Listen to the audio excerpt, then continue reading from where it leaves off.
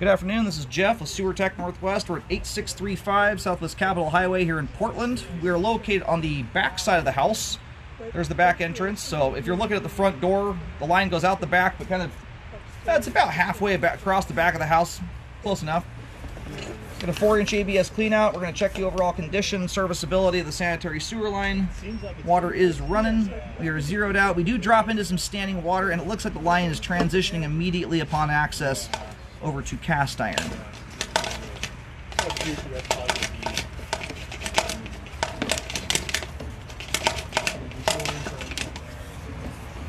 And we'll revisit that on the way out.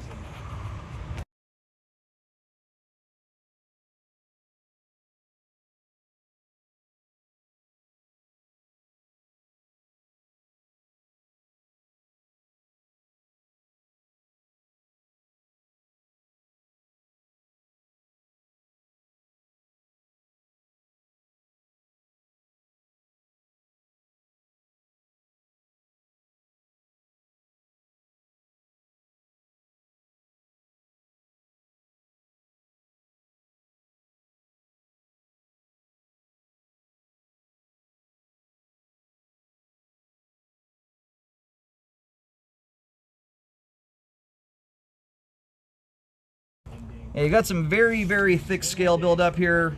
Huge flakes of scale buildup. One, that creates for very jagged conditions. You can imagine how toilet paper moving through here, running into that stuff, how that's going to react. It's not great. It's very prone to blocking. It is, when you start getting it that thick too, I can tell you right now, when we drain this line out at the end, the flow line's going to be looking very, very rough. It's an indicator when you get scale to that extent, the pipe is just simply wearing out. You get that much scale buildup. So, and there is a new clean out here. I don't know what the exact purpose of the clean out is, but whenever I see a new clean out like this on an otherwise old sewer line, what that often indicates is that an access point was needed for the sake of drain cleaning the sewer line. And it would not surprise me one bit to find out this line's backed up more than once because of that rough texture. So, and sometimes they get put in so the line can get scoped, but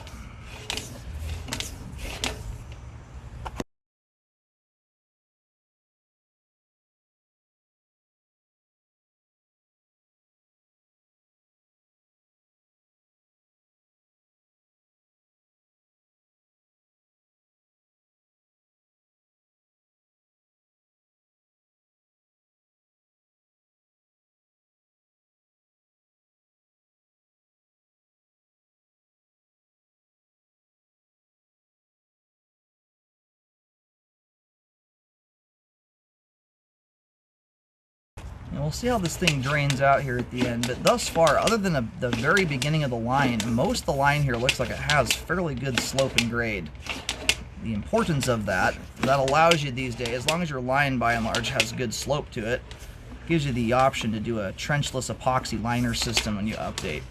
The first part of the line would need correcting. That's easy though. That's where the pipe is just under dirt here and pretty shallow. Anyway, we just swapped over there to 6-inch concrete pipe. Sorry, we got a lot of cobwebs in the line here. The house sits vacant for hardly any amount of time. The spiders go crazy.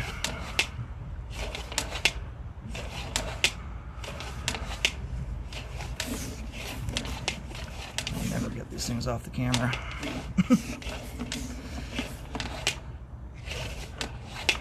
That right there is the main lateral connection, it looks like.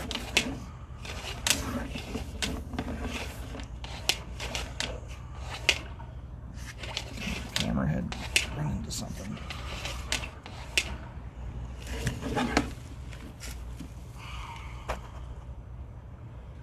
No doubt you see all kinds of wild creatures out there. Alright, I just pulled the camera back in there to clean the camera lens off. We got way too gunked up. Alright, so we've got some standing water here towards the end of the line too. So, standing water is one thing. When you get settling to that extent in concrete pipe, it's concerning relative to something like plastic pipe, let's say, which can settle to an extreme amount without breaking. It's very flexible. Concrete is not that way, unfortunately. So when you get like about an inch of settling or so in concrete pipe, it torques on the pipe joints, grout and concrete both are not flexible, and that generally means your joints are likely open to the ground in a spot like that. So anyway, we're gonna go locate here while line drains out, and then we'll take a good look at everything as we come back.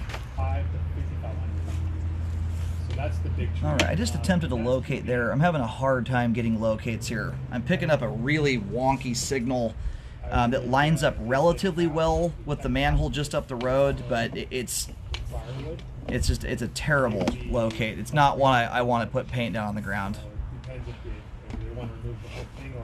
Anyway, you've got your standing water here at the very end of the line. 14 inches to 60. You know, the standing water on its own, because of where it's at this far from the house, not a terribly concerning thing on its own. I'm more concerned about, you've probably got about almost 2 inches of water there, which means that pipe has settled quite significantly.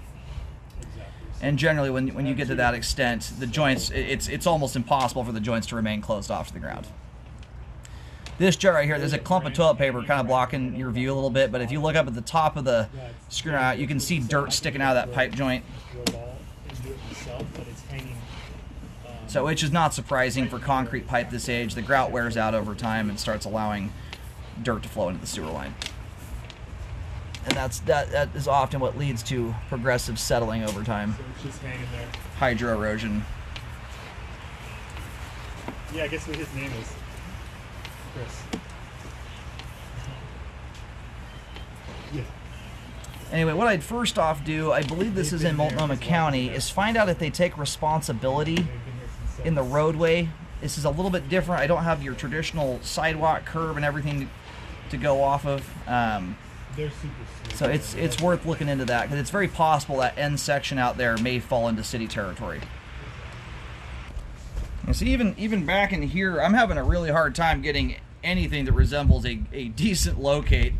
It's just as jumpy. Right? I mean, for example, right here, I'm getting like locators jumping between 6 inches deep and 12 feet deep. So it feels like the locator is getting confused with something. There's something out here that's interfering with it, power lines or something of that nature. I was hoping at that point there I might get something okay. The locate signal is moving around like I want to see it move, so it feels like it is picking up on the camera head. The locates are terrible. They're not good enough for me to go put paint on the ground. And if you haven't figured it out already, my camera is upside down right now. I don't have my auto levelers out here today.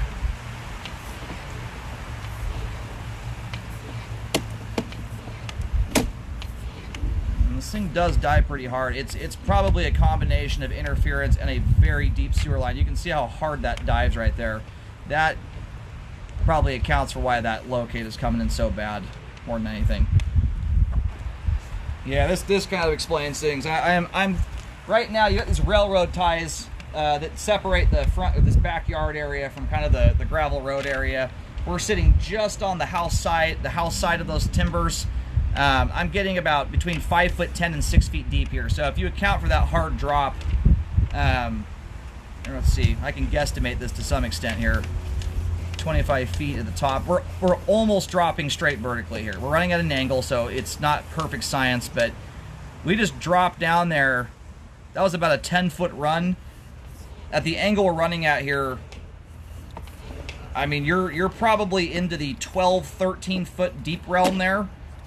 If you look at how hard that thing tanks off, that was a 10-foot run from the top of this thing down that. So it's not, again, not a perfectly straight drop, so it's not going to be 10 feet straight down from here. But I would wager that it's at least another 5 feet, 6 feet, something like that. Anyway, my locate wand is just not powerful enough to pick up on that signal at that point. You can find the depths with everything else there. Anyway, getting back into the cast iron here, you know, the latter part of the cast iron is I would say is in half decent condition. Overall though, when we get back in here to the start of the cast iron where it's really rough, I am not a huge proponent of spot repairing lines this age. In my opinion, it's kind of a all or nothing thing. You end up spending far more money doing it that way in parts and pieces, and you usually don't end up with as good of a result. So you've got a spot like right here with some standing water.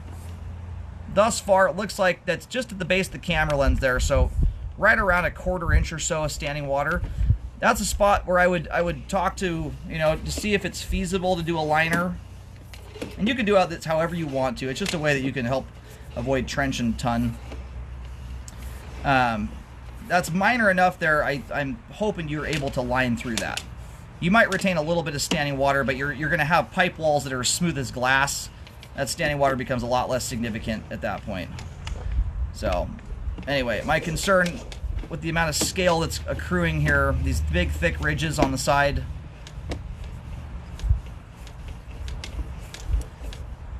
it's a sign of deterioration to the line. So at the very least, what I recommend here is a very thorough hydrojet to descale the sewer line, get all that rough scale out of the pipe so it's not contributing to blockages.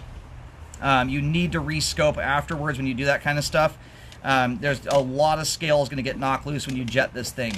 And what you don't want to have are huge piles of rust sitting behind after it's all said and done that are even more likely to cause a blockage. But also, to get a good look at the line, sometimes you jet these things out. When you get scale this heavy, what you start uncovering are pinholes and things like that in the pipe that the rust is covering up.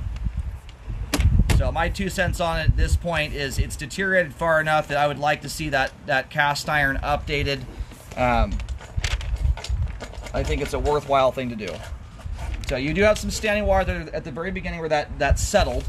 So right now, I just flipped around. We're going backwards now. Looks like I'm gonna root find its way through here. I'm gonna turn a little bit of water on and clean the camera lens up. And we're waiting for the water to catch up here. I just did a quick locate. My camera will get around this thing or not. We're hitting this on a set of back-to-back turns, which isn't helping. Yeah, my camera, I don't want to bust my camera trying to ram past that thing. Looks like you got a pretty good sized root intrusion plowing through the joint right there. And where I just located this,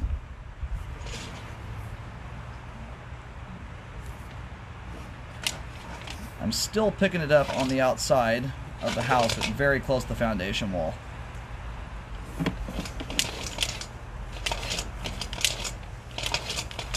Ideally, if you can, you want to get those transitions inside the foundation wall. When you park a transition joint, especially with the trees you have out here and shallow ground, it's very easy for roots to get in.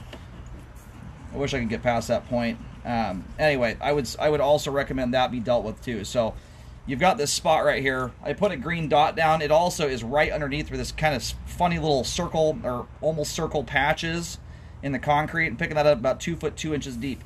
So from that point out to at least the end of the cast iron, again, I would contact the city and find out if they take responsibility for the sewer line out here. You know, my 2 cents on these lines, when they get to a certain point where repairs make sense to do, it makes much more sense to me to fully update than to spot repair. It'd be one thing if you had a belly or a root on an updated sewer line. Spot repair makes sense in that circumstance, but on a line this age, to me it does not. So recommend a full update here from this point here, which is going back about 2 feet or so back towards the home, and then out to at least the end of the cast iron. If the homeowner's responsibility persists past that point, especially if you go the route of a liner, I would try and take that thing as far as you can. It becomes more and more cost effective the further you go with a liner. They generally have the same setup fee to line a 6-foot piece of pipe as it does to line a 50-foot piece. So it behooves you to kind of go the distance with that. The plus side with liners too, and you can line backwards. I don't know if those turns would hinder you. One of the nice parts though is they are essentially a jointless pipe product, so you have an added layer in there to help prevent future root intrusions. And I put some paint down here as I go, out to at least the spots I can locate within reason. About 3 foot 6 inches deep there, around 20 feet, and I'll do one more here. So it's everything beyond that, about 25-foot mark after the line dives down hard. I cannot get anything that it is good enough to locate. Must be from this big ass tree behind us.